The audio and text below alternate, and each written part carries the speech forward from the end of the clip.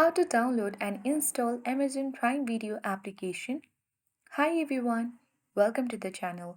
This is Rose from Create Login and Delete. Without further ado, let's dive right into the video.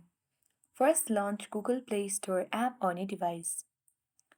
And go ahead and tap Games at bottom left corner to access homepage of Play Store.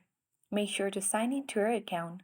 Tap search icon at bottom right corner and search bar at top. Type in Amazon Prime Video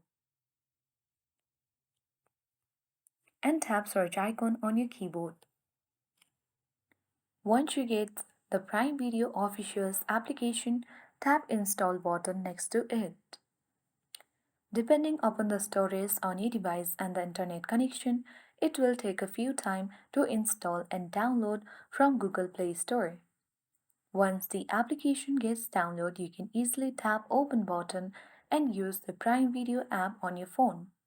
So that is how we install and download Amazon Prime Video application in Google Play Store. That's it. I hope this guide was helpful. If it was, then do like, share, comment, and don't forget to subscribe.